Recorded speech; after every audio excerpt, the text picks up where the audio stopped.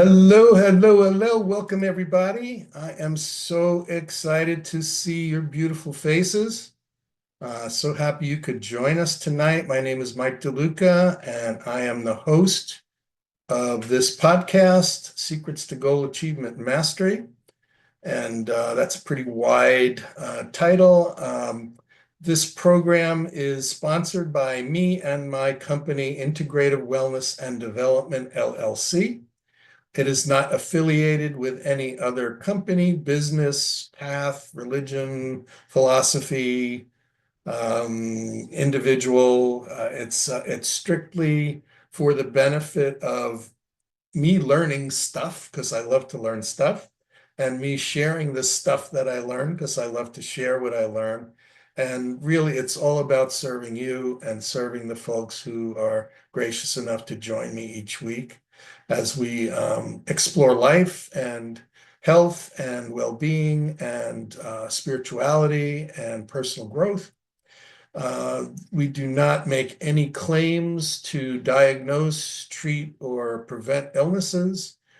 We do not make any claims that the things you are going to hear are going to make you instant gurus, instant millionaires, instant anything.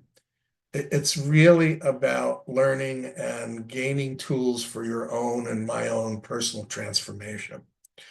So that's what it is. That's what we're going to do.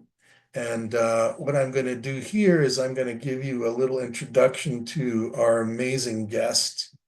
I am so excited that she is joining us. So let me do the little screen share thing, pressing all the buttons, and we'll make this bigger. And here we go. So if you can see that, tonight's show is all about the amazing Sandra Mendelson. Okay. I've been wanting to have Sandra on my show here for months and months and months and months, and finally our stars aligned and our schedules aligned, and I'm so grateful that she's here. We're going to talk about her two books. We're going to talk a little bit about who she is, what she does. I think you're going to really enjoy tonight and be impressed. Sandra is a connector of animal consciousness, and she's an animal communicator, author, blogger, speaker, certified polychromatic light therapist, equine photopuncture therapist, and health coach. Pretty inspiring. She is the author of the We Walk Beside You series of books and animal message cards. Her first book, We Walk Beside You, Animal Messages for an Awakening World, is an Amazon bestseller and a 2018 winner of the Winnie Award for Best Equine Spiritual Literary Work at the Equus Film Festival. For over a decade, Sandra has given readers and followers unprecedented access to the inner lives of the animal kingdom, bringing forth information and insight from over 80 species of the land, sea, and air. As an animal communicator, she helps her clients by connecting telepathically with pets and animal partners, in form or in spirit, to solve problems, clarify life lessons, create closure when needed, and provide support in trusting their intuition in order to understand their animals more deeply. Sandra has appeared as a guest on WFLX TV 29 News, WPEC TV 12 News, West Palm Beach, over 60 radio shows and podcasts, including Coast to Coast AM with George Noory, and has been a featured speaker in the Animal Wisdom World Summit and the Shift Network's Thriving in Your Third Act Telesummit. She also appeared in the documentary Herd, a film about human emotional healing through the equine connection, and had winner of Best Director in a feature documentary in the 2016 Equus Film Festival. Really impressive resume and impressive person. Sandra, Thank you so much for joining us. Welcome to our show. I'm so grateful you're here. Well, let me tell you something. That's quite an introduction. I feel like I should have paid you under the table for that one. But No, thank you. no, It's no. wonderful to be with you and be in your energy, and it's just all joy, Michael. So thanks. Well, that's what it's about here. This is about sharing joy. This is about sharing wisdom, and you certainly have a lot of both to share tonight. I'm I have to say I was really blown away as I started to read your first book, and I went and watched some of your interviews. Um,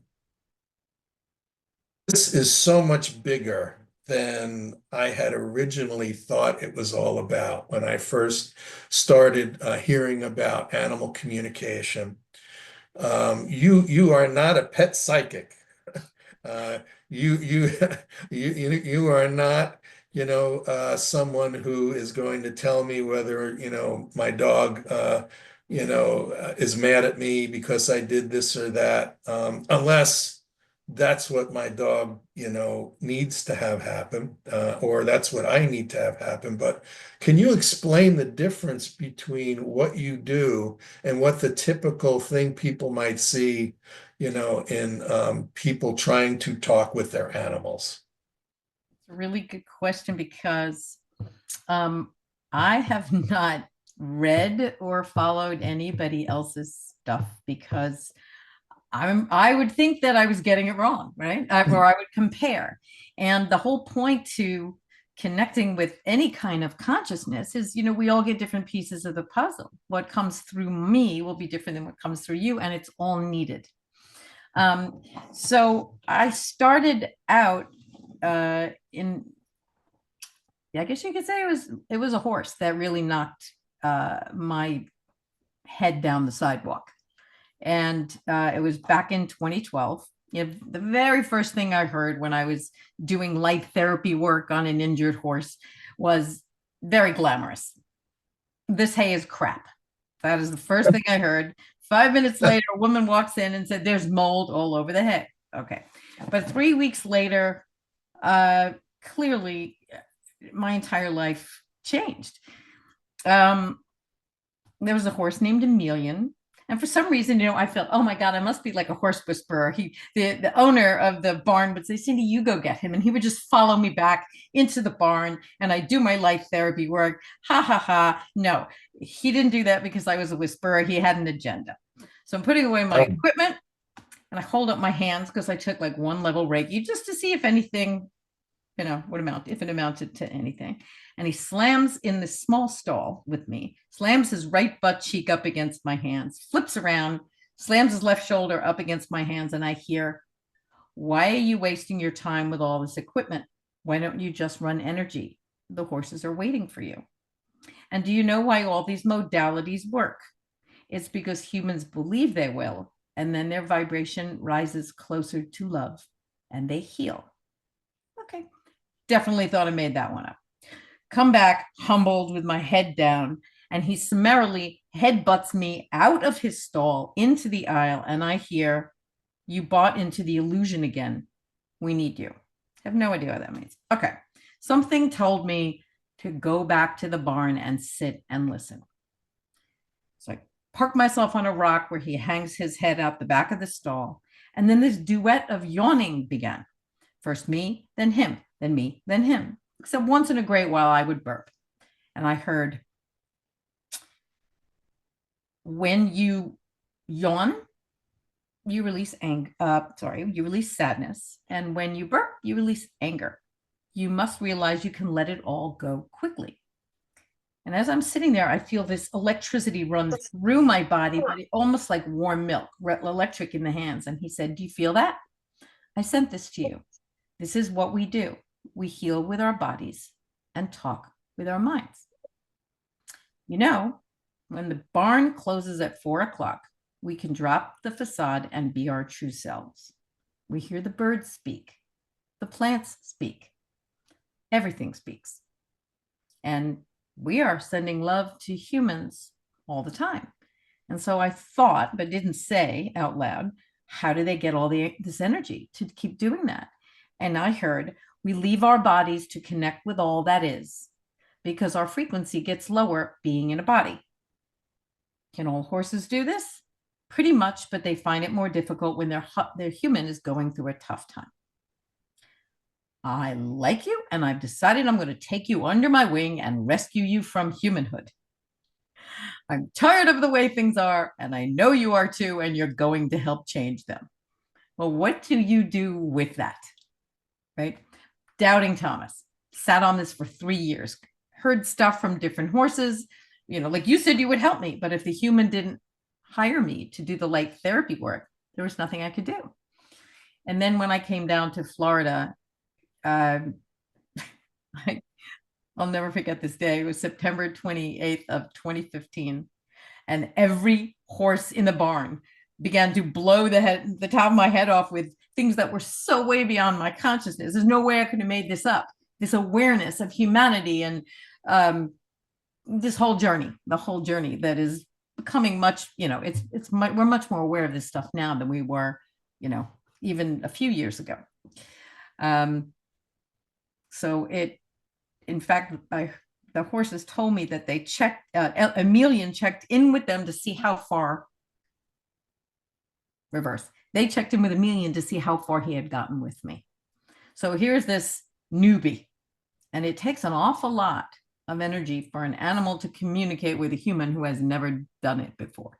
Much easier for them to communicate telepathically with each other.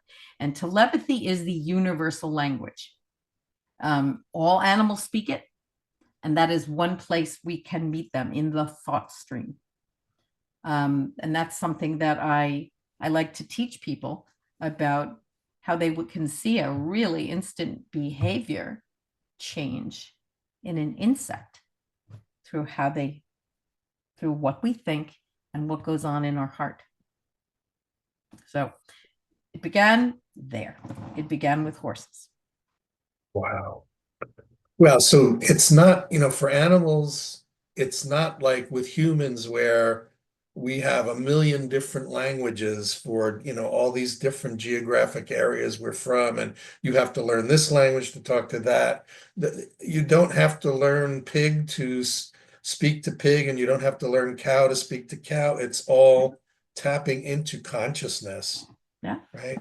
And that's another thing that really shook me, in that not only have you developed the ability to understand and communicate, but you've developed the ability to tap into consciousness, their group consciousness, their individual consciousness, and that we all have that capability.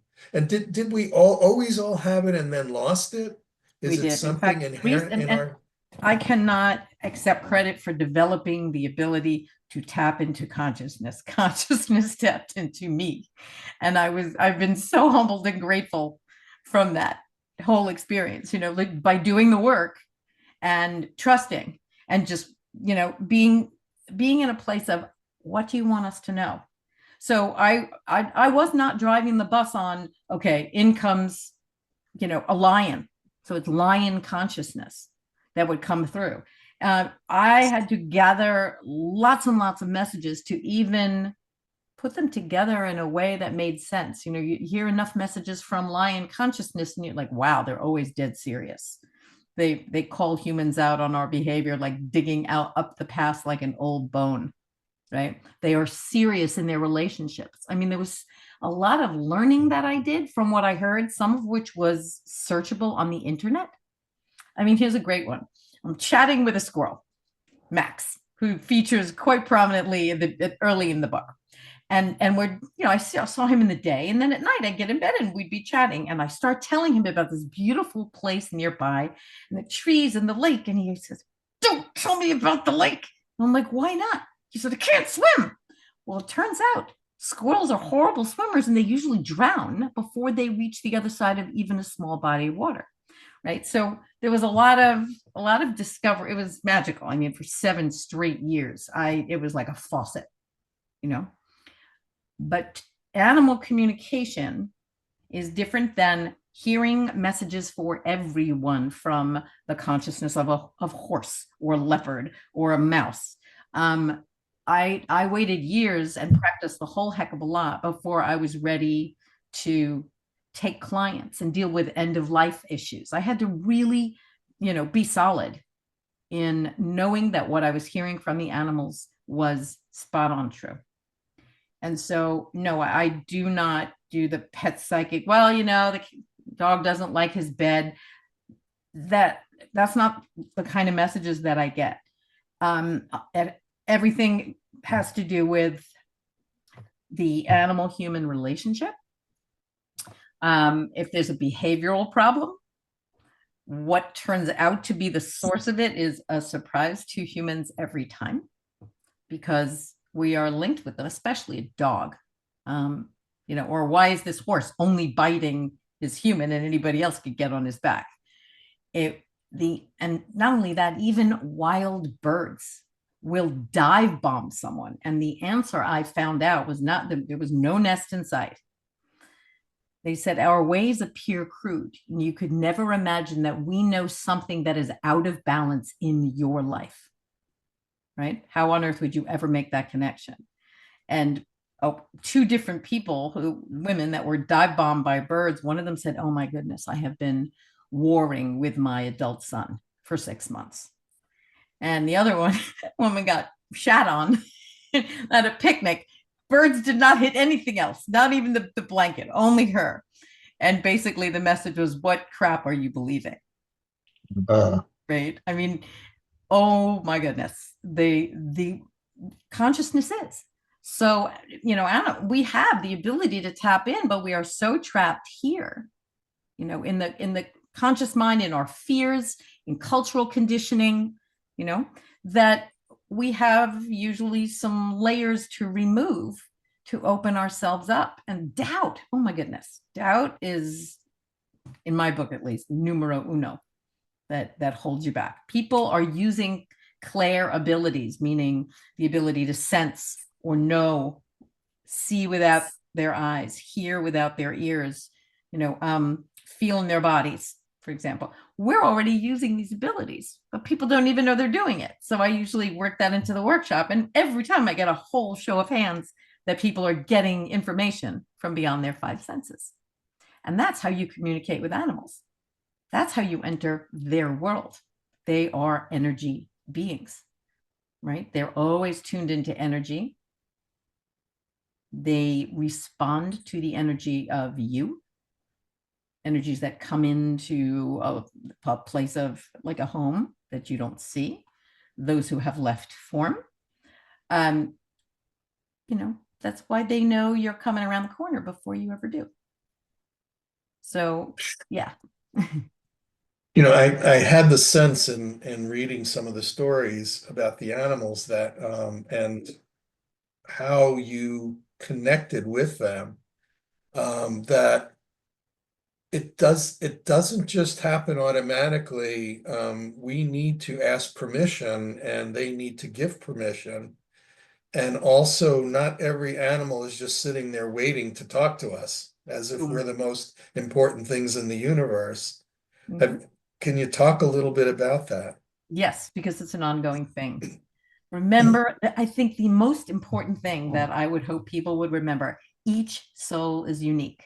What they're here for, what their capabilities are, how evolved their soul is, right? So an animal doesn't have to talk to you. Some of them are meant to stay feral. Some of them are like my friend's cat she said, I'm not aloof. It's just that I'm not here to, partner with a human 24/7. Most of my work is in what you call the dream time. And I tried to get her to talk about it. She said, it's not me, it's bigger than me, meaning it's the oversoul of cats, right? And that's what her work is about. So, great example. I feed squirrels and birds, right, every morning. And they're not really a talkative bunch. And now a rabbit is part of the breakfast crew and comes and sits near me. And no matter how many piles I put out, squirrels always go to the pile that the rabbit's eating. And I tried to make another pile for her, whatever. She comes right next to me and she said, they think it's safe if I eat it. So when people start to get out of their way, they'll get little one-liners, or they'll feel just a little thing. You're not going to get a whole diatribe like Dr. Doolittle walking down the street, Eddie Murphy. It's not like that. Not only that, you'll also use your five senses, right? Like you'll see, okay, all the squirrels, right? I was using my five sense of vision, fifth sense of vision, saying, okay, they won't eat any of these piles. They have to eat where the rabbit is. And then I heard the explanation. So, when I teach people how to get out of their own way, the most important thing is being open to what your receptors are. You may be a feeler. You may be able to, some people can hold an object and get a whole story. That's called clairtangency. We being open to what it looks like is the most freeing thing, right up there with getting beyond doubt. And also, there's certain things that humans do that really they don't push animals away, but it's that, if you infantilize them and you paint their nails and you make them into your baby, do you think they're going to communicate with you this way? Another key principle is that animals will only show you what you are truly ready to see. There are people that think that donkeys used as beasts of burden have no souls. Yes, they have souls, but they're not going to show you anything. So they look vacant. But hey, when you're not around and it's nighttime, then their freak flag can fly. They are their true selves, but not to the humans that treat them like chattel. Right? I had a horse named Albert. Took 3 months. All the other horses in the barn were talking. He said, I haven't decided how I feel on the subject. 3 months go by. He decides to talk. And he said, most horses only show you their vanilla exterior when tutti frutti lies beneath. Our wisdom, sense of humor, compassion, problem-solving ability, and yes, that intellect you humans prize so highly, you will only see the full extent of it when you see us differently first. Hold us in an image of our highest ability, and you won't be disappointed. But until then, you will only see through the slats a partial image of our souls. So, that's what most people see of their dogs. They see, right? And again, no accident who is with which dog. So if you get a person that's not very aware, you're going to get a simpler kind of a being because they're well matched. It's not an accident, right? What about animals who've been raised to have a particular service aspect, a particular service mission? For instance, horses who have had tremendous ability helping veterans suffering from PTSD or autistic children and having this incredible ability to heal. That's not something you train an animal to do. Is it a talent that they developed or they purposely put themselves in a space to be in a place to be able to offer that, or is it something they have to work at developing? How does that work? Again, it goes back to, and I've heard from enough horses to know that they're all at different levels of capability. Some of them can do distance healing. Some of them are just here to, love a human enough until they love themselves, right? So the partnership, the presence. But animals that are in a healing capacity are doing what horses really do naturally. They're always working. Like, you must send love where there appears to be a lack. That's what we do. Just a normal horse in a barn, a boarder's horse. Nobody, not doing any healing work. Watching the way they arrange themselves to move energy. They will stand like head to toe. I mean, people that have their own small herds have learned. They'll put all their heads together. Sacred geometric patterns. They do amazing, amazing stuff.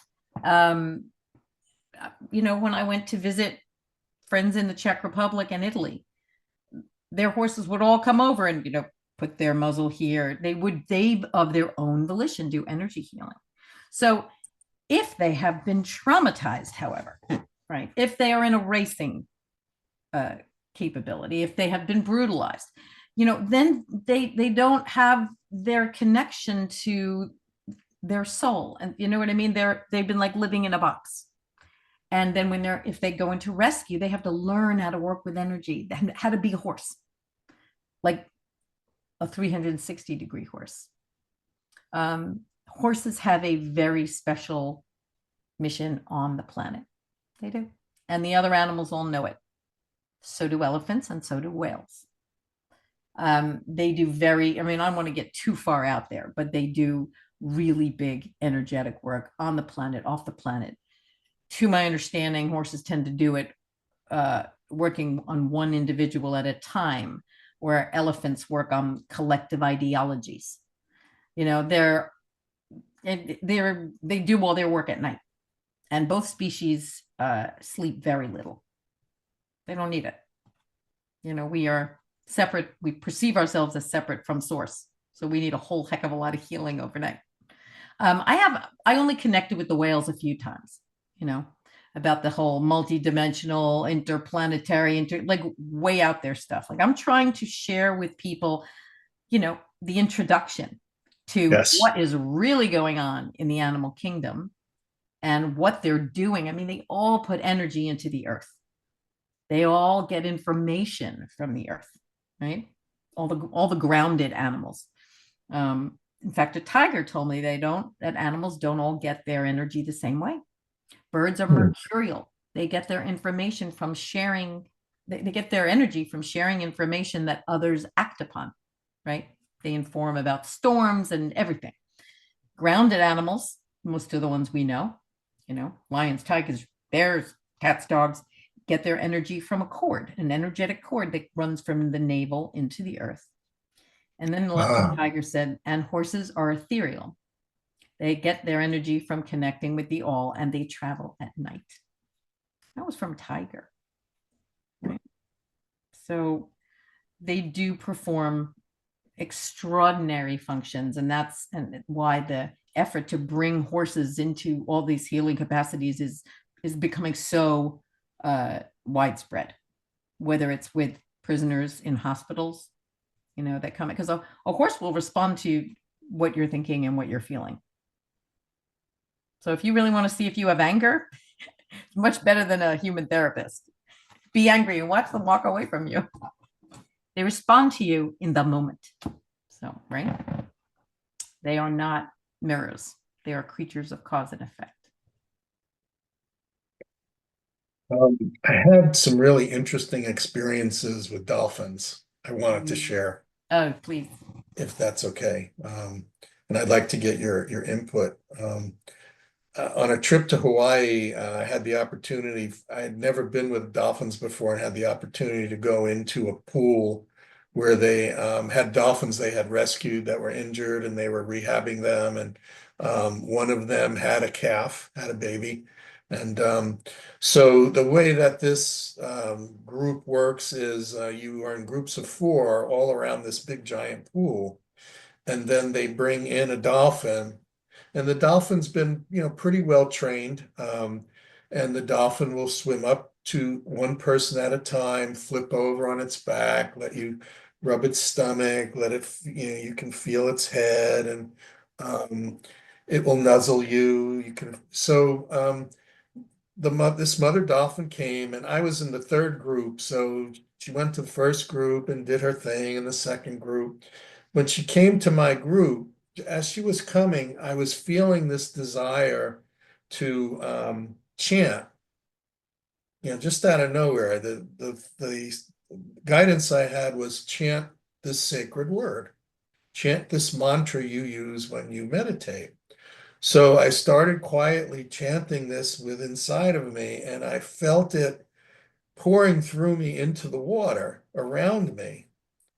And when it came time for the mother dolphin to come, when she came to me, she stopped.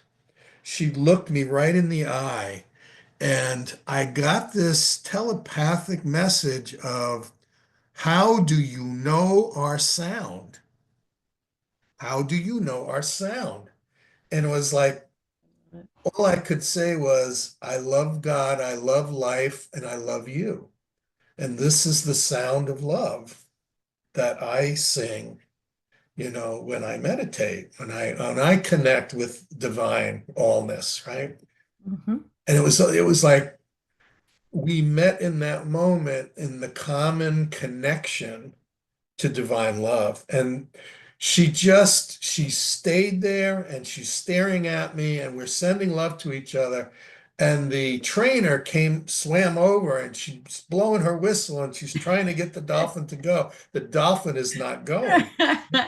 So the trainer comes up to me. She said, "Do you work for some competitive dolphin place, right? What are you doing? Are you a trainer? Are you trying to make me look bad?" I said, "Honest to God, this is the first time I've ever been with a dolphin, but I was sending out this love," and she responded.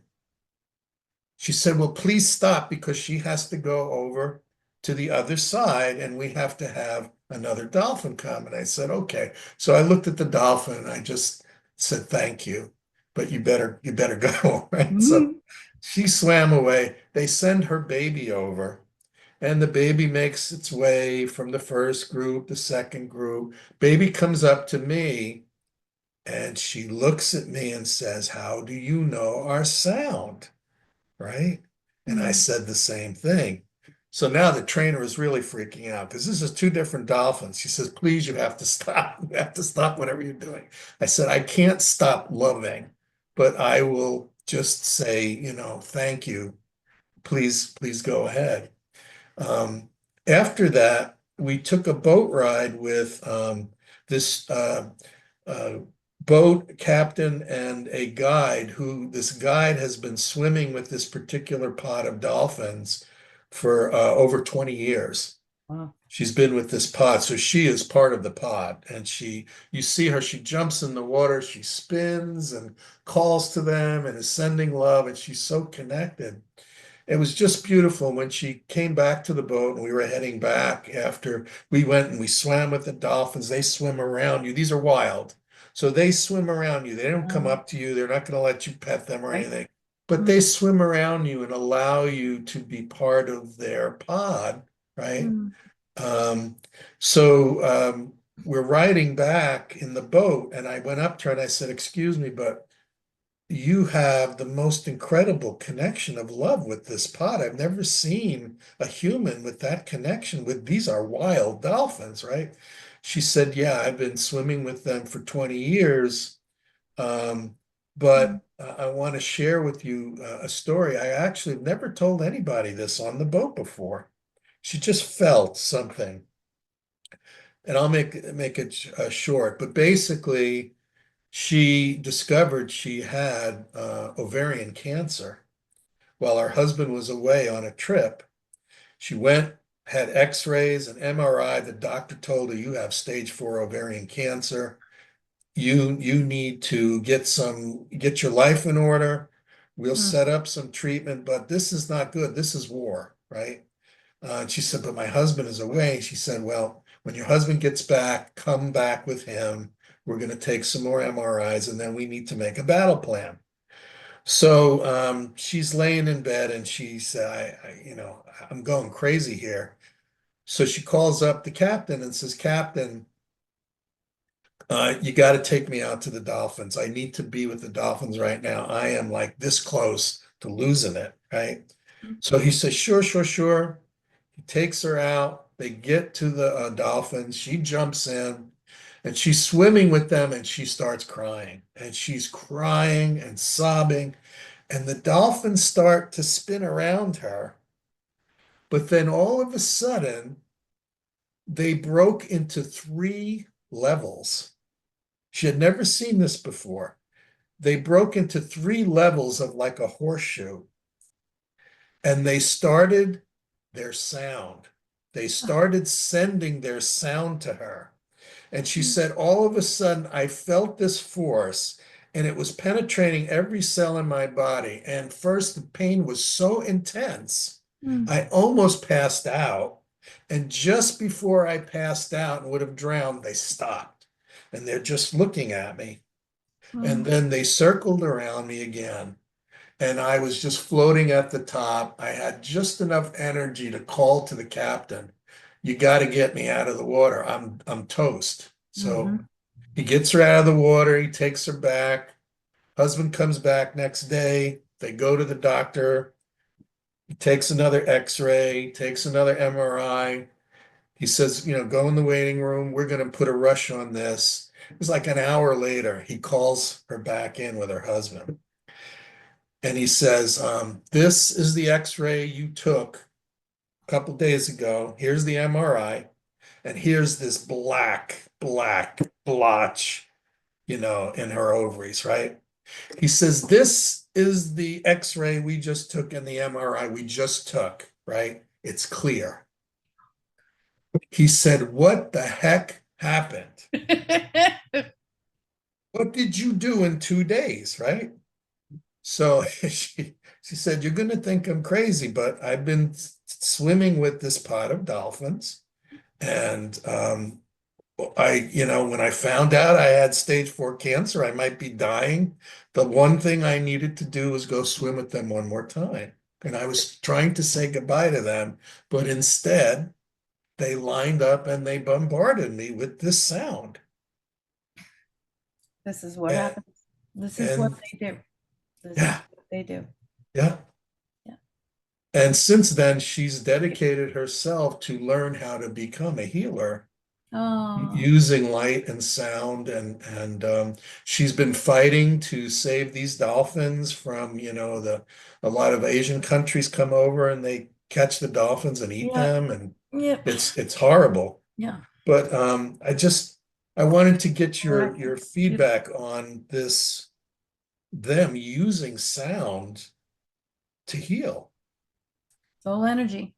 Whether Yeah. they use, right? They do sound, whether the horses are, they do energy healings, emotional energy healings. I mean, you will see them like for example, a lot of places have horses that will come up to you if you're lying on a table, and they go right to where the problem, like they'll start sweeping like between this woman's legs. She was really sexually Yes. abused over and over and over again.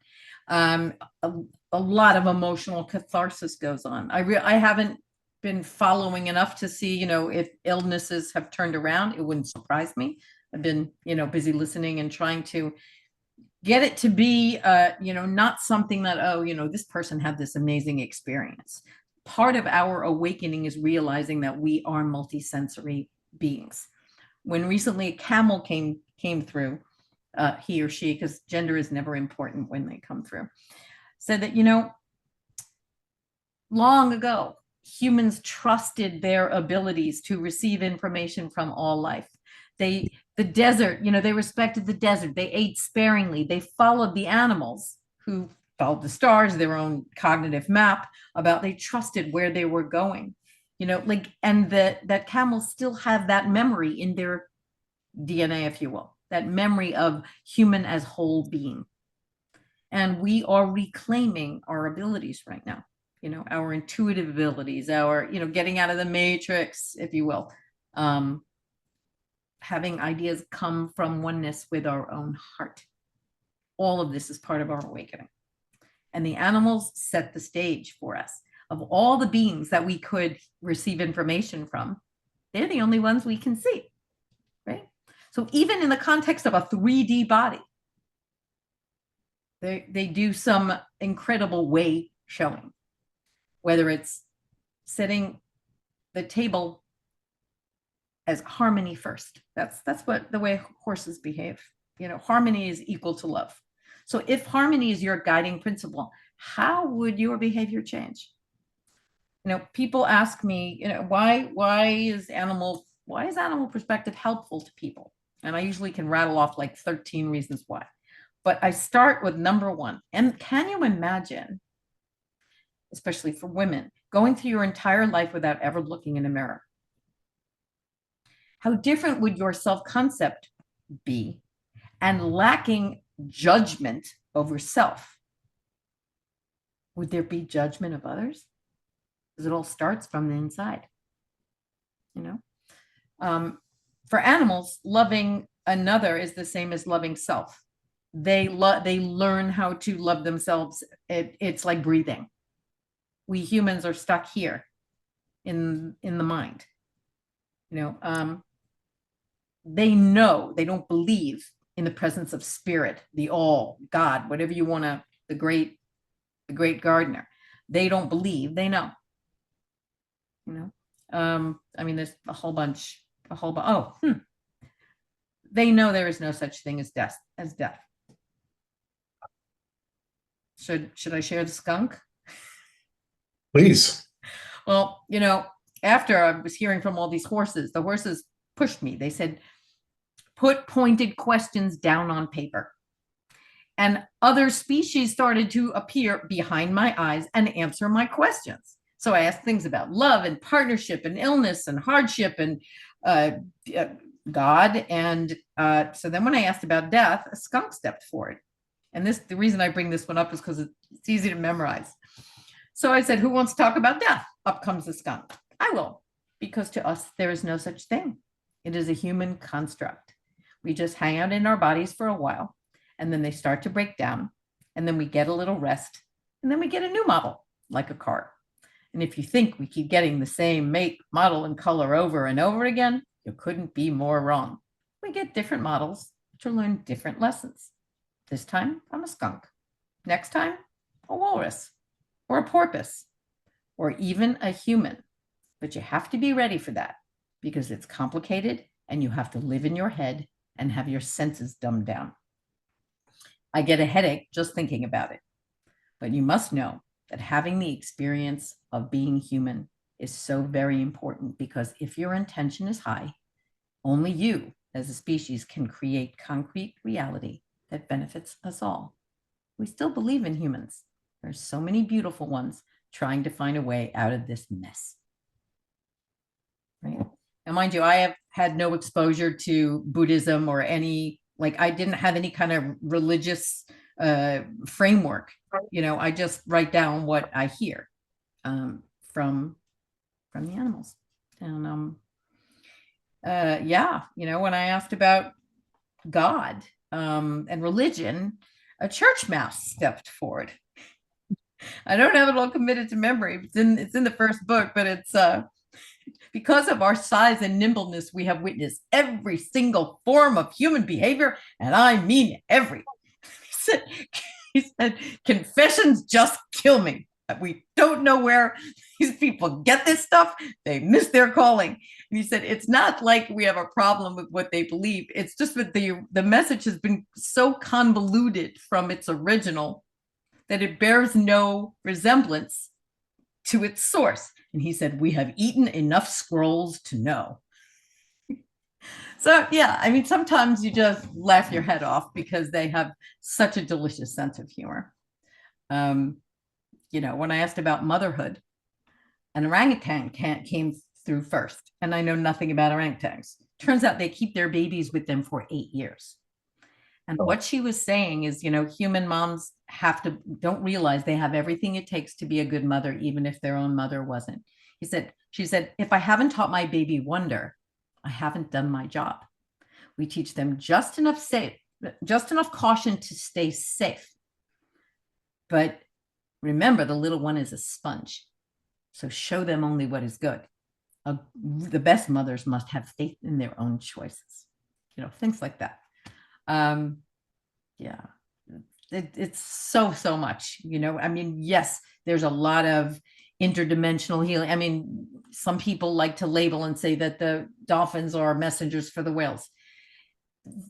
Humans like to make a hard and fast rule about everything. Animals will always take on our diseases. No, they won't.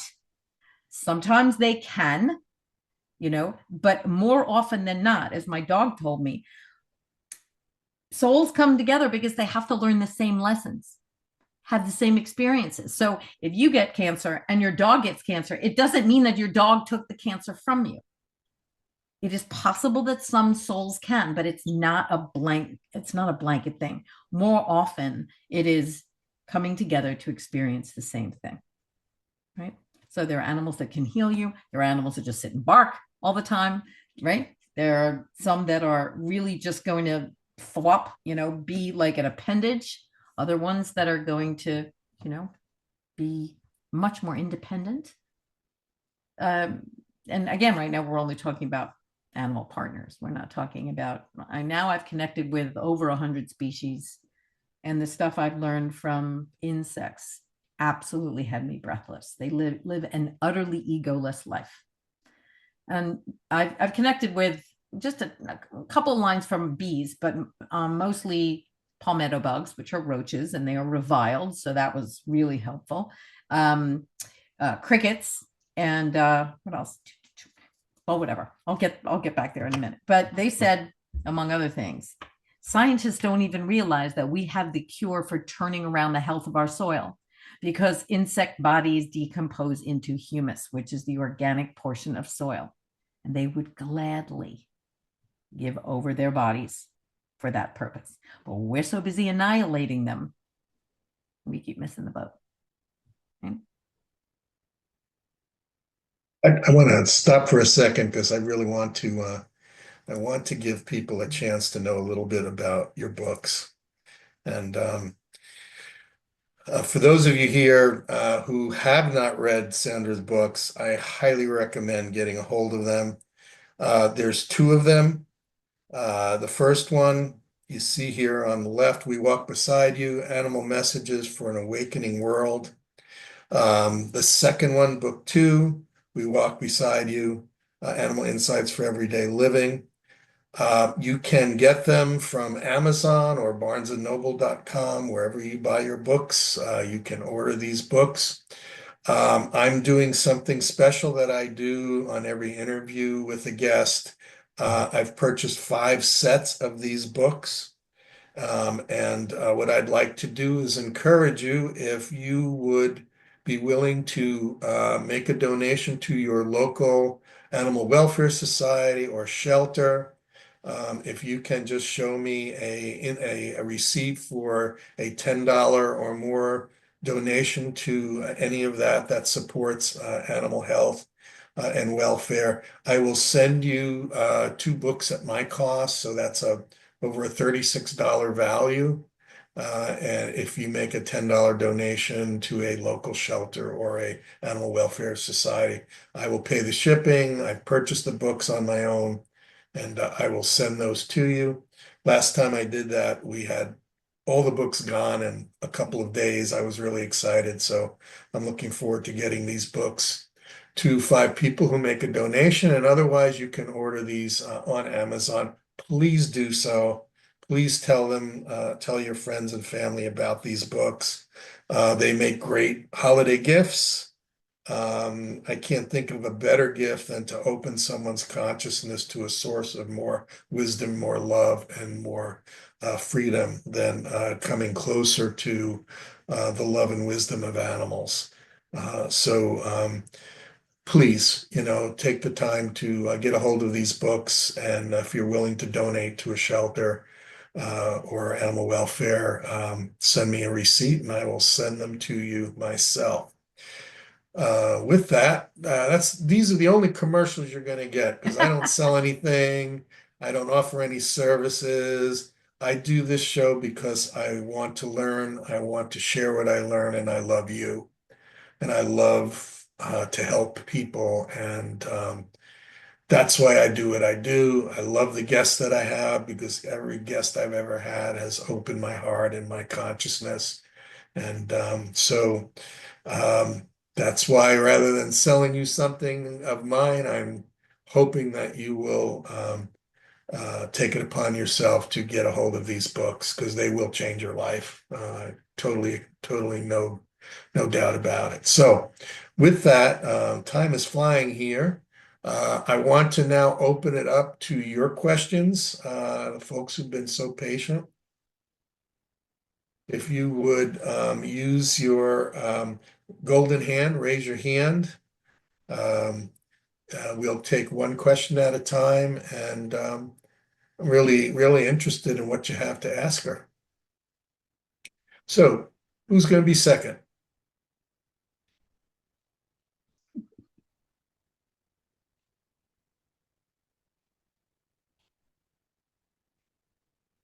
Okay, if you have a question, raise your hand. If you practice telekinesis, raise my hand. Okay. Okay. Hi, Larry. That's funny. You'll have to unmute yourself first. So I had a question that's been kind of burning in my consciousness lately. Um, I had a dog a while back that viciously attacked my wife because she had dementia at the time. Do dogs react to illnesses in their human companions? Or is there a connection between how a dog treats a person and what they're personally going through? How an animal responds to illness has everything to do with the evolutionary state of that soul. So, for example, I don't know anything about your dog's history, if the dog was ever abused, but I'm assuming that the dog never attacked your wife until she had dementia. I'm not really sure. I guess she was diagnosed and it was becoming more apparent that she had it. We got the dog as a puppy, so I don't think the Okay. dog was ever abused. In a case like that, remember, your dog feels your wife's thinking, which was dissolving. And my take on this particular situation is that dog was utterly terrified. And in the wild, right, when you've got a sick one, very often they make it go away because it's not, right? They kill it because it can't, it's not a danger to the herd, it's falling apart. That sounds very much to me like primal instinct took over. And it was, your dog was saying, that's it. She can't, do you know what I mean? Like, not ever, I've never heard of this happen before, but you have to look underneath the surface. It wasn't like the dog was trying to be mean. I think the dog was trying to end this trauma. Do you know what I mean? Like, you will not survive.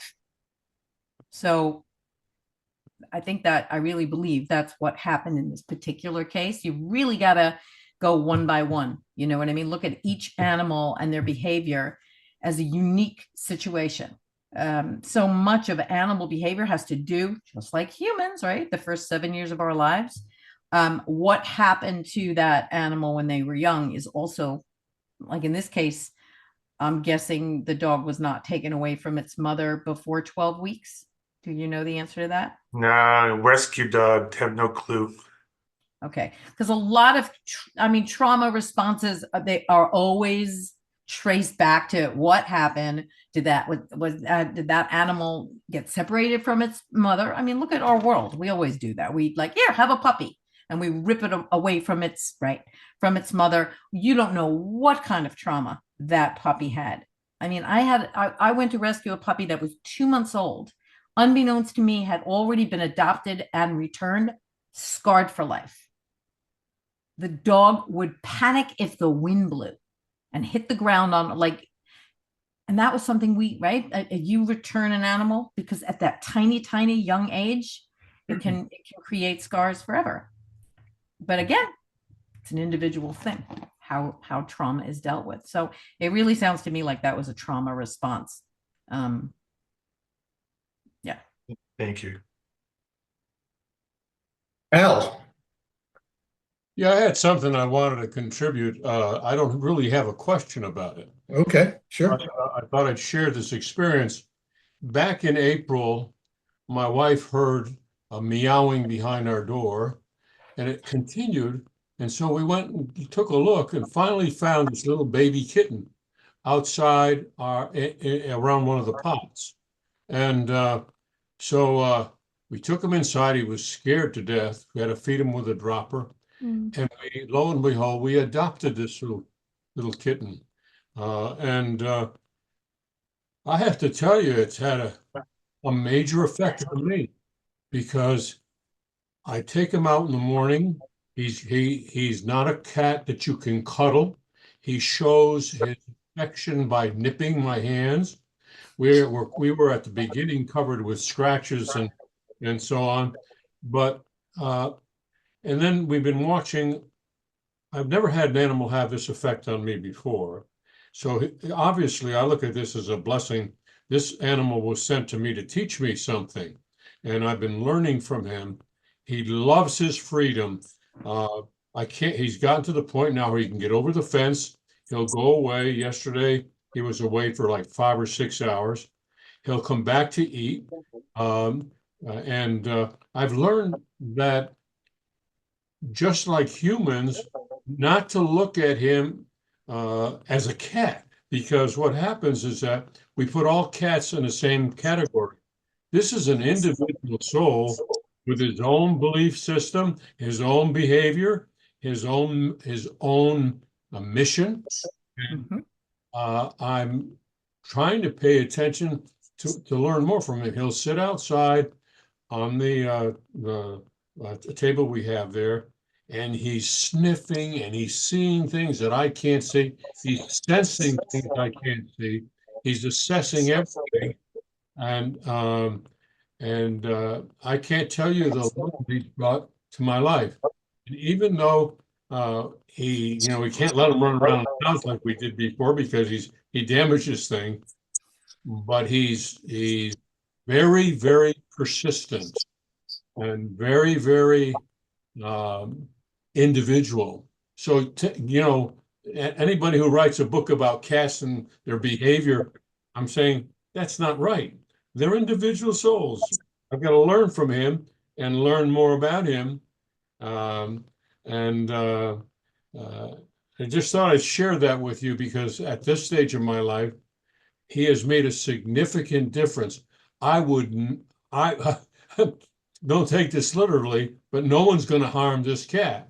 If I'm around, you're not going to. Does he remind you of anyone? Human. He reminds me of me. There we go. He's showing me that he's showing me stuff about myself, and it's obvious because I love my freedom. There you go. I don't like people to tell me what to do, and he's the same way. It's not an accident. Not all the time. He's his own soul, and we've gotten to love him dearly. And he's brought a lot of love into our life. He's a member of the family. Came out of nowhere. I think his mother abandoned him on her back step, but I think it was more than that. There you go. I think he was a blessing from above, and I am very happy in the morning because he stays in the house overnight. I'm happy in the morning to welcome him. I knock on his door. He's able to open the door, and I welcome him, and he's purring. And it's not like he's an affectionate cat. He shows affection in his own way. But he's meant a lot of love in my life at this particular point. I'm past 80 now, and I have never had a relationship like this with an animal before. There you go. Well, that's why I picked you. When animals show up in our lives that way, it is never an accident. It is always destined. Yeah. Nice. Thank you for sharing that. Yeah, thank you, Al. You're welcome. We have a question from one of the Facebook audience. Sandra, she says, whales are such gentle beings and are still being actively hunted. Have they communicated with you about this, and what understanding do you have of Actually, I do have a good thing that I learned from the humpbacks. I was in Hawaii last year before Maui was burnt. And it was such a great piece of news that actually their numbers are growing in certain areas. So everything is positive. Every time animals come through, well, with the exception of the first round when the chimpanzees came through, they really sound like bitter 90-year-old men, but they're kind of close to humans, no surprise.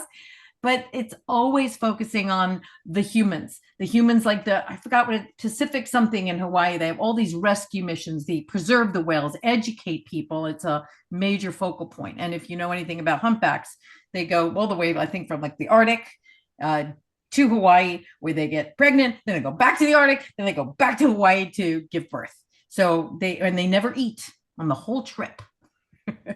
But there are growing numbers that our behaviorists and scientists haven't even taken stock of yet, which is really, really good news.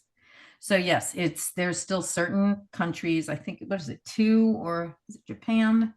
I don't know, there's something like 2 to 4 countries that are still hunting whales, one of which surprised me is Iceland, which is so regenerative, right? And advanced in other ways. It's really sticky and it's really thick. So the only thing that I can tell you is the animals always focus on the good being done, because whatever you focus on grows.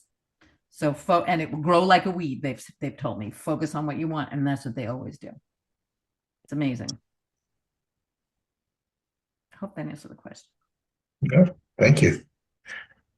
Someone else have a question for Sandra or a comment?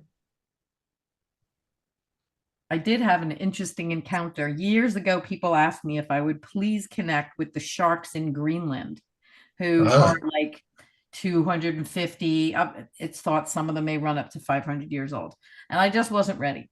And this January, I was on the phone and I see these sharks behind my eyes. I'm like, do you mind if I call you back?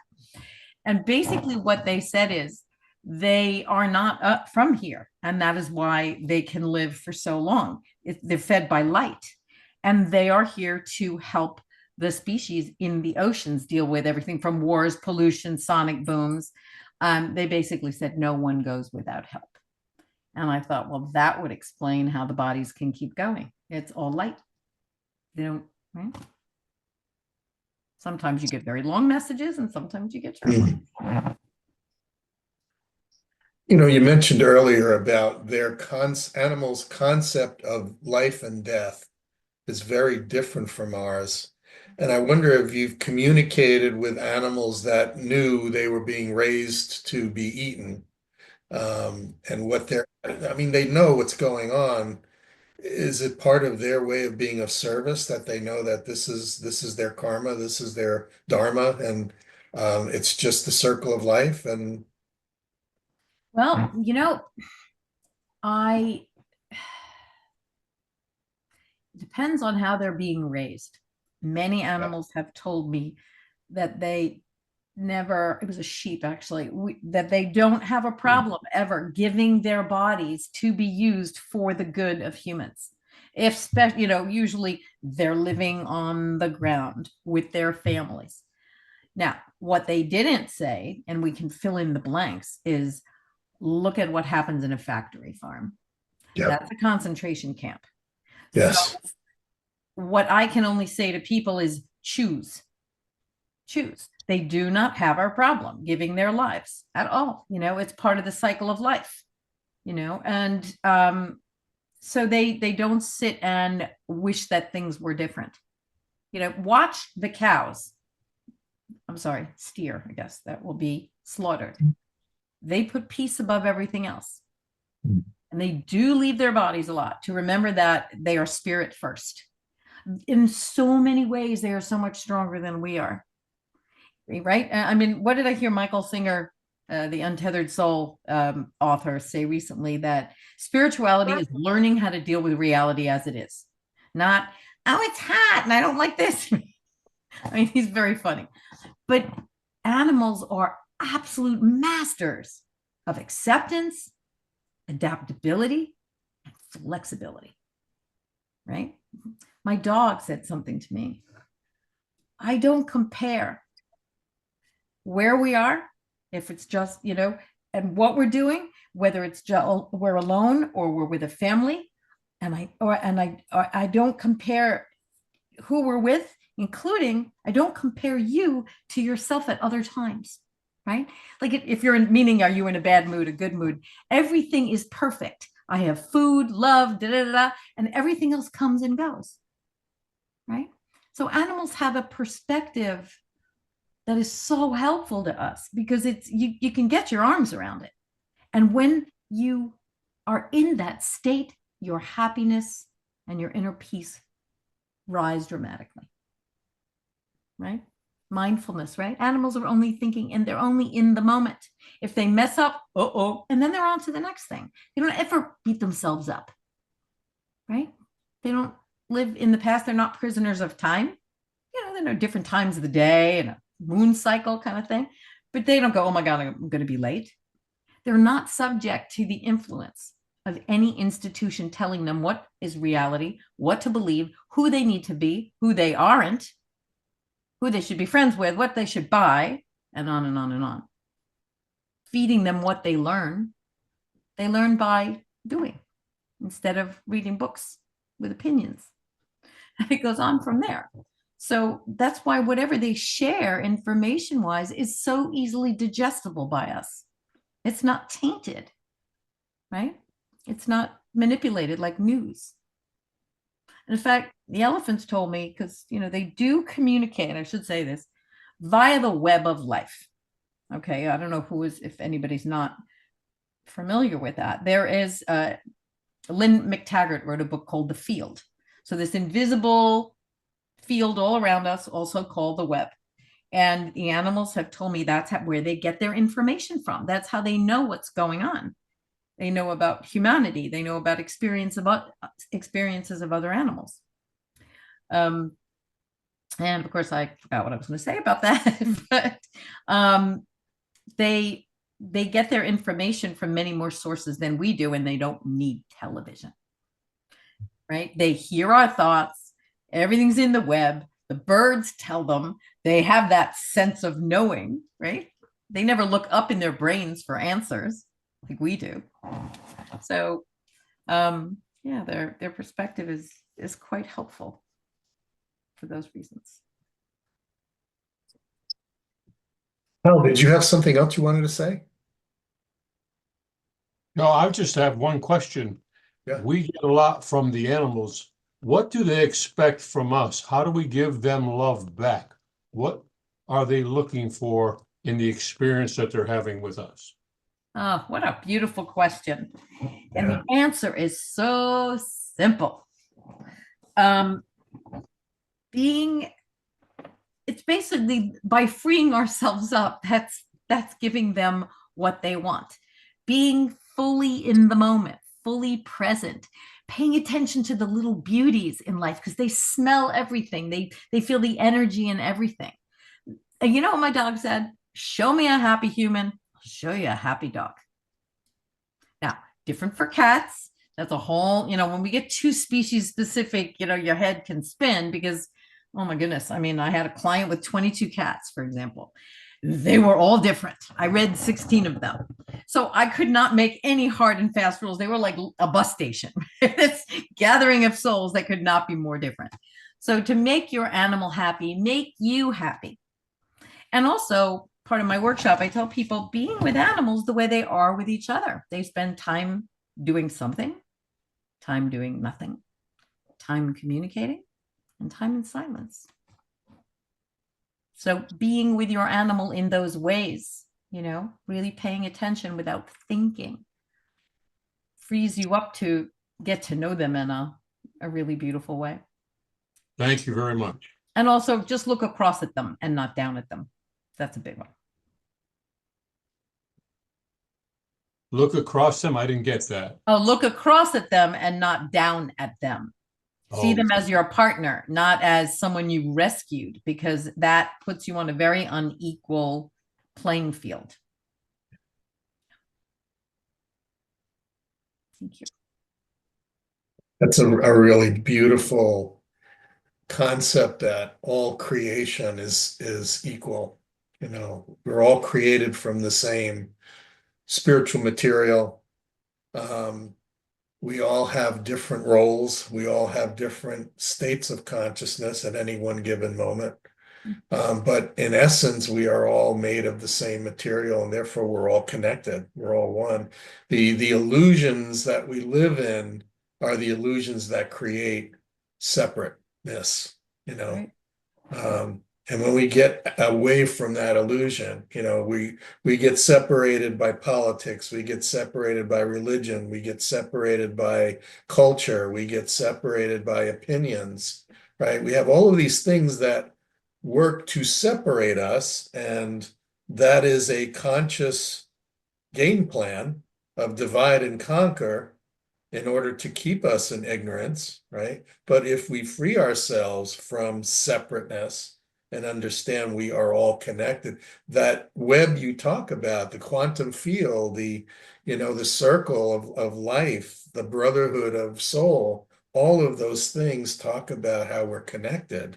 And if we focus on the connectivity and not on what separates us, we probably can communicate with more things about more things and have less loneliness. I was reading in the book, and one of the things it seemed that animals are trying to help us with is to not be so lonely and separate from each other. Would you agree with that? 100%. Like Mr. T used to say, when dogs walk you up to someone else walking a dog, it's not just because we want to meet the other dog, it's because we want you to meet other humans. And besides, they already like dogs. You don't ever have his words. You don't ever have to be lonely. You always have each other and God and us. Yes. And there is one other thing that does, I had a grasshopper tell me this, it does not exist in the animal world, and it causes lots of separation in the human world. There is no such thing as revulsion. They never feel revulsion when they encounter another in form or in energy. So I always tell people, you will see I either have them do the squirrel experiment, where if you see a squirrel, with your mind, you just say, "Good morning. It's lovely to see you. I hope you have a nice day." And then they're like, you will immediately see them respond to you if you have their attention. And the other thing I have people do is the insect experiment. Because if you get that inside, they will run. But if you can calm it down, and I like to use a manila folder because it gives them wiggle room to run around a bit, because we get a lot of them here, and I don't want my mother killing them. So she always screams for me to bring them out. And all you have to do is feel calm and love inside and say, "I won't hurt you." Usually we are revolted by something we find ugly, even if it's completely harmless. Right? None of these palmetto bugs will ever hurt you. We don't like roaches. We've been taught snakes, rats, and insects are grotesque and frightening. And we never look underneath to say, wait a minute, that's the way we've been conditioned. So I challenge everybody that if you really want an insect to leave your house, get the manila folder and say, "Would you like to go outside? I promise I won't hurt you." Once in a while, you get a younger one. It takes a while for them to calm down. And then finally, they just go, "Okay." And they let you carry them out. It's a win-win. My friend tried it. She was massacring flies, and 2 different flies did it, right? They just let her carry them out on a folder. So there. Thank you. Valerie, you've been very patient. Thank you. Yes, I just wanted to say that I'm so grateful to have this program, because I have quite a few experiences of my own that relate, and I'll try to say them briefly. I was a tour guide at the Arizona Sonora Desert Museum years back, and one of my jobs was to stand and introduce people to, I'm a snake handler, or I would pick up at a tarantula so they could see that, I can carry it. But I had to go through the training and not be afraid to pick up the tarantula. And I remember the first time and times after, when I reached out and the tarantula stepped up on the palm of my hand, I was not prepared for this uplifting, huge expansion of love that went all through me. And it was stronger than anything I had felt before. I mean, it was just amazing. Wow. And then, nobody can believe it until you've done it. But another time I grew up out in the country, and I was having a hard time adjusting to living in a city, which is really, it's a nice suburb area. But one day I said, okay, I know that I can just remember what it feels like to live out when I feel all expanded and connected with nature. And I decided, I contemplated in the house, then I opened the door and went outside. And it wasn't just my yard, it was now a glowing, alive trees and everything. And I looked up and there was a dove in the tree and our eyes met. And my gosh, it was like, I mean, I don't know the words for it, but my whole body was electrified with love from the bird connecting with me, that I just felt, you know, there's no way to Beautiful. explain it. That's beautiful. You're Another- there. You don't have to explain it. You did it. Well, another time, you know, I had gotten, so I stepped outside to enjoy the beautiful trees in my yard, and I looked up at the sky, and a V of traveling birds were in the sky pretty far away. Mm. And I was imagining what it would be like to be in that V shape and looking down and seeing San Antonio. And I was just in wonder and watching. And as I watched and wondered, I was like, did a bird just break off from the V? And indeed it had. And I waited and it came closer and closer, and it kept coming my way. And then it got so close that it flew a circle around my house. Wow. It was like, and I broke it, but not on purpose, but I was like, what am I going to tell people? They're not going to believe me that this happened. And the bird did this like about 3 circles and flew back towards the V in the sky. Well, I can tell you from birds, they choose where they go and where they fly, and they are attracted to high vibration.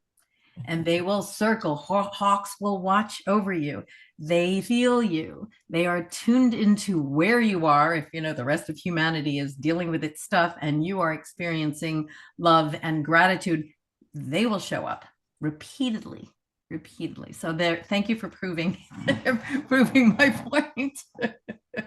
That's beautiful. Thank you for being open about this, because it's always been there and nobody else talks about it, and they just are surprised when I tell them. And I want to read your books now.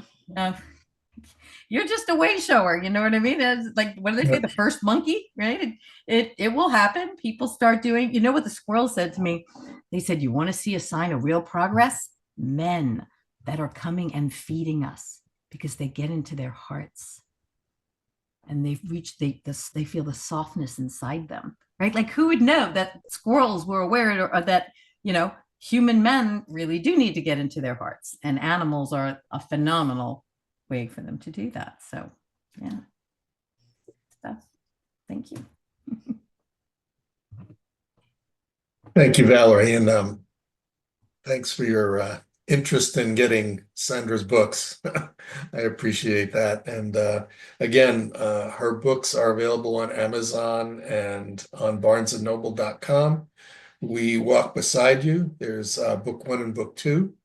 And again, if you are so moved to make a donation to your local animal shelter or animal welfare society of $10 or more, I will send you both books at my cost.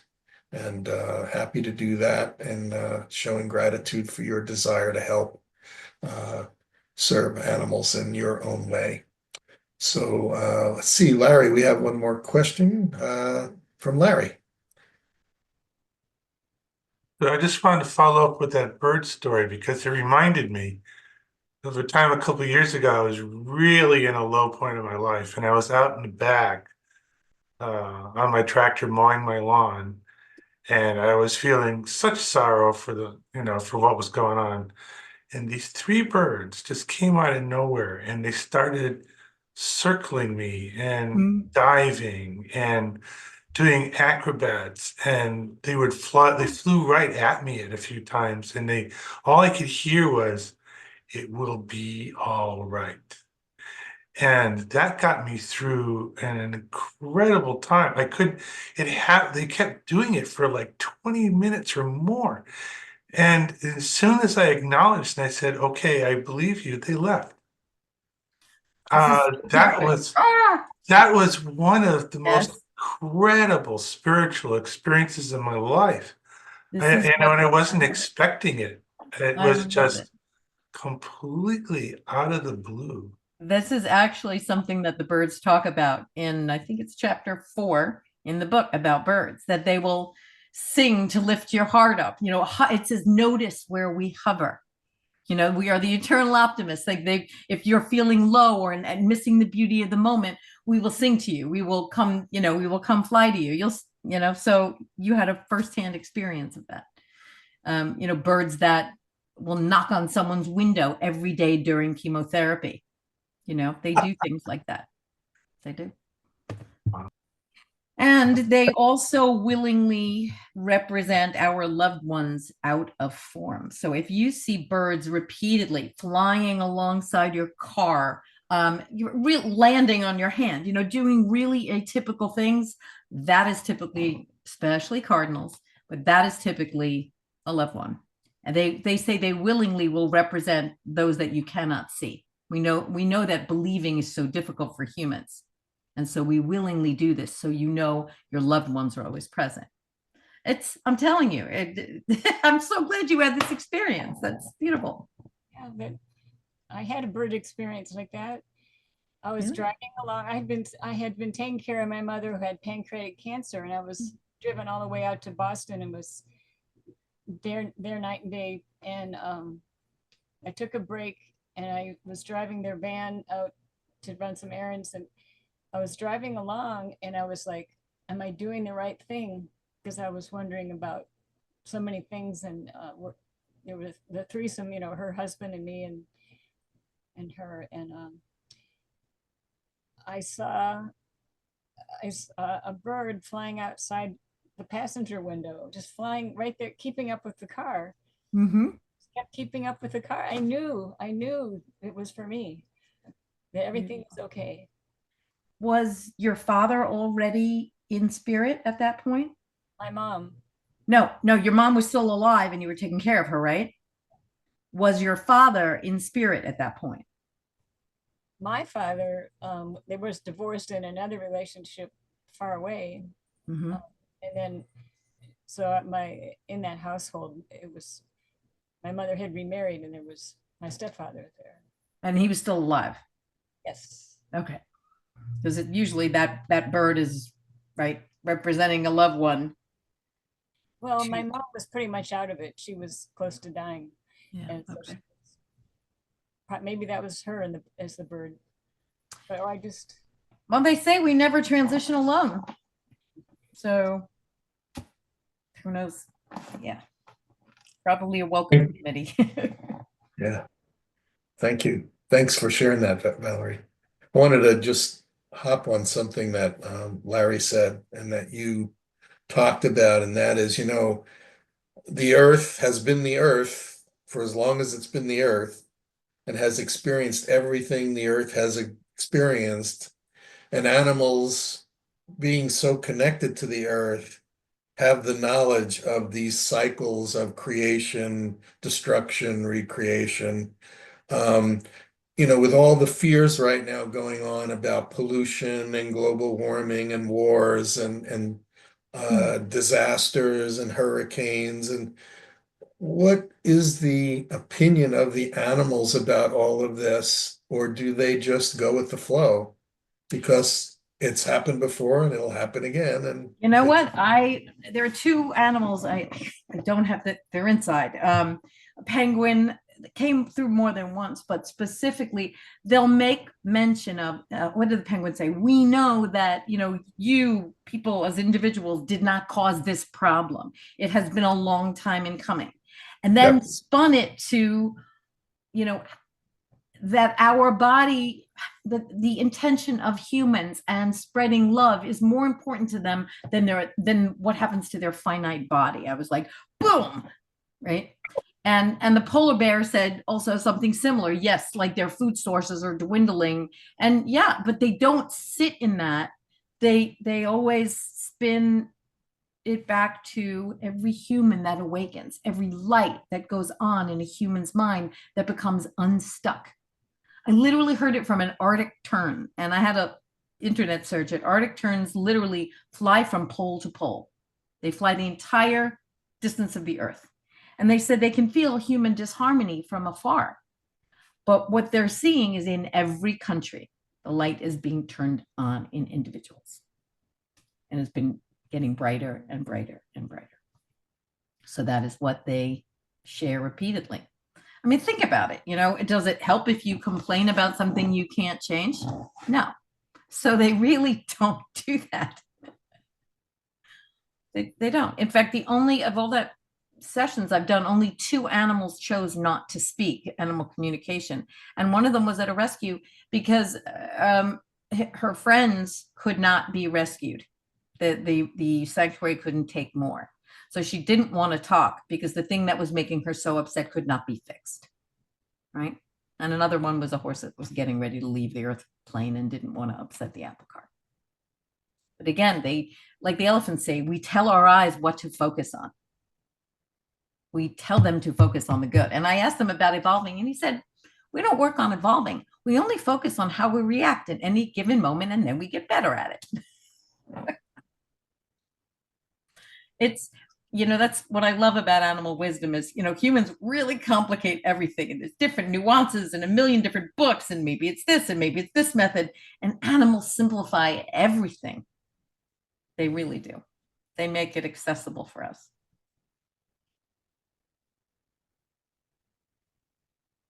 We have a question from Sig. Hello. Hi. It's not a question. It's a story. I came to me and my husband's new house, and I didn't know I was low on iron anemic. And this female cardinal came along, and she would go tweet. So I'd go tweet. So then I went a double tweet. She did, and then a triple, and she did, and a quadruple, and then she did, and then 5. And then she did. And we went back down to 1, back up to 5, back down to 1 again. So I couldn't believe it. She came back the next day. And each day that she came back, I was being healed a little bit more and a little bit more. And at the very end of it, she hollered at me. She yelled at me. And the message that I felt she was saying was, well, how did you get yourself in the situation to begin with? You know? And when I went to the doctor, I found I needed iron infusions, and she was holding me up long enough for me to find that out. It was Wow. just amazing. And The only thing that doesn't resonate with me is her saying, how did you get yourself in this situation? Because animals don't blame. You know what I mean? They don't reprimand us for something that we can't fix. She's right. She said, do you think that I think I'm greater than the hawk? No. She said, do you think that I think that an eagle is greater than I am? She said, no. Do you think I think the sparrow is less than me? She said, no. She said, we're all the same. Beautiful. Yep. Wow. Ooh, lovely Wow. story. Thank you. Yeah. Thank you for that. Wow. Wow. I mean, people are having these private experiences that are utterly beautiful and life-changing.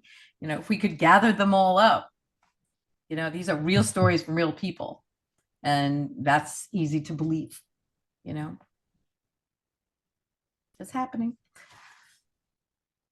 Sandra, if you could sum up 5 things that the animals are looking for us to learn from them, what would they be? It doesn't have to be 5, it could be more, it could be less, but what do you feel the most important things are? Boom. Self-love. Numero uno. Okay, first of all, slow down. Slow down. I have heard that from too many species. We would make better decisions. We would get better information. We wouldn't say things that we regret. We wouldn't miss all these signs and, you know, information coming to us. When we slow down, our voice becomes more soothing. People want to listen to what we have to say, and we actually can tune into spirit, or animals or whatever. So slow down is number one. Number two is self-love. I mean, I had a blue whale that's in the book talk about, if we had one wish for humans, it would be to be kinder to yourself. All joy starts here. Respect starts here. Everything begins with self-love. Number three would probably be what we call mindfulness. And you've heard this everywhere, that we torment ourselves when we stray to the past, or when we worry about the future. I mean, how much of the time are we there? It's huge, and it's the source of our inner torment.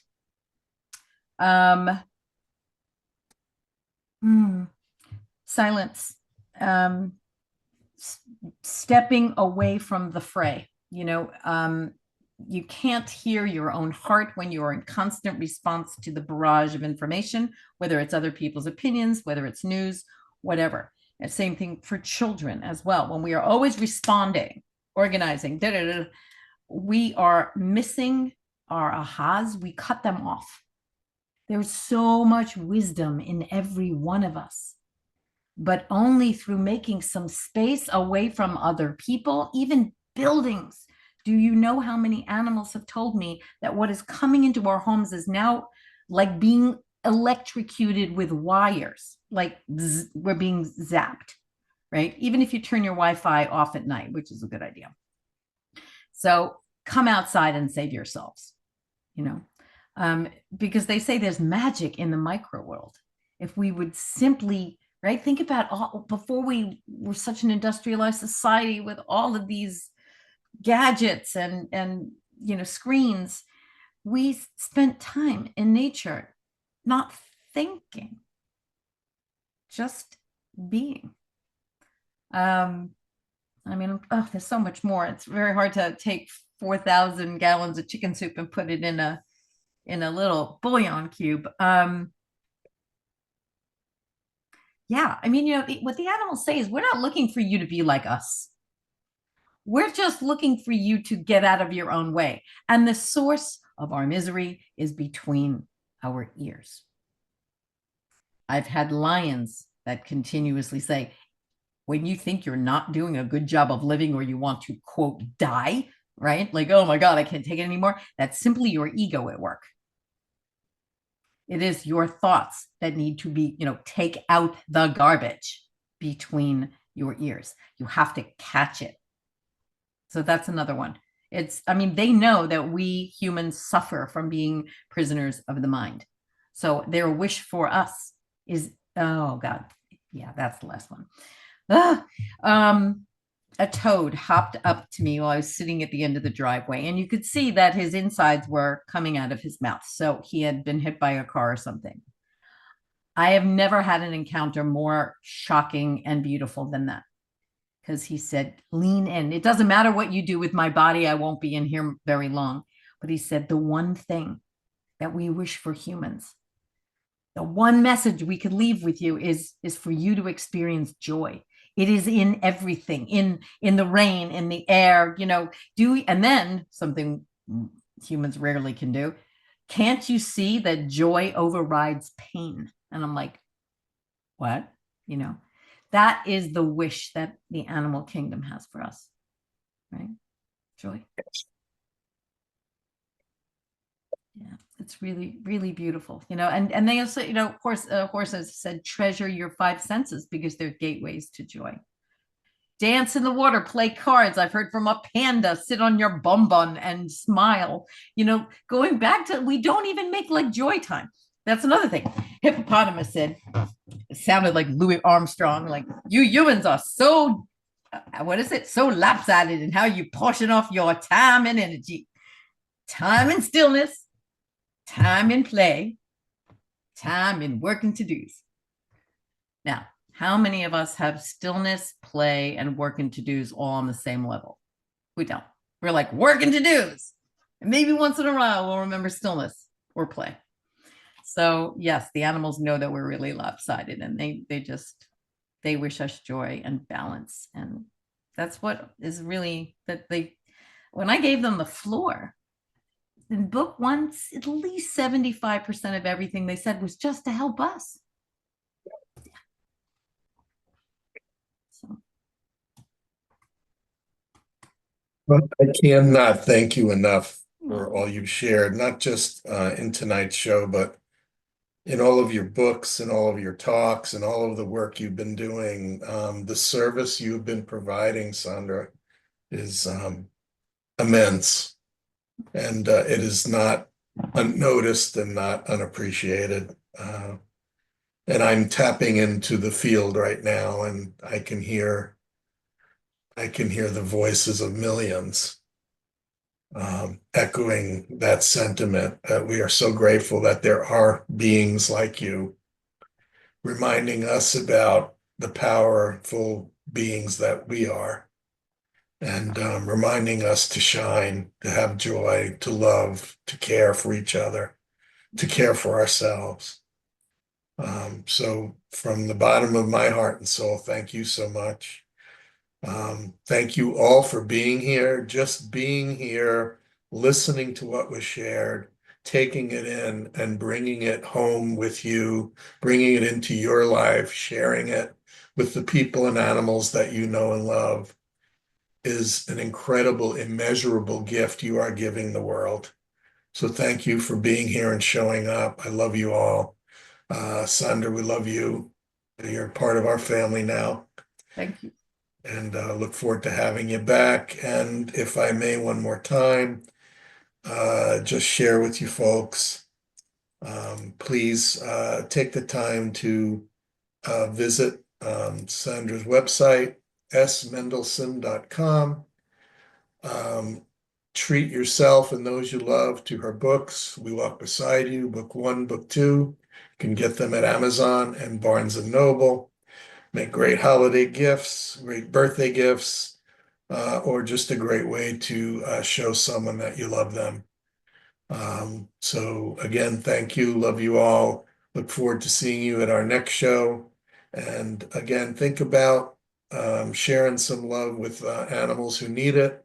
If you make a donation of $10 to a animal welfare or a shelter of your choice, send me a copy of the receipt. I will send you both books, and at my cost, as a thank you for sharing love with animals who need it. So with that, thanks for being here. Love you all. We will see you next time, and have a great night. Have a great week. Have a great life. Keep shining.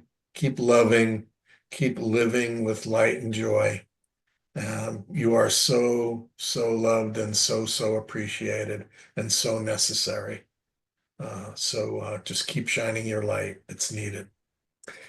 Take care and have a good night. Bye-bye.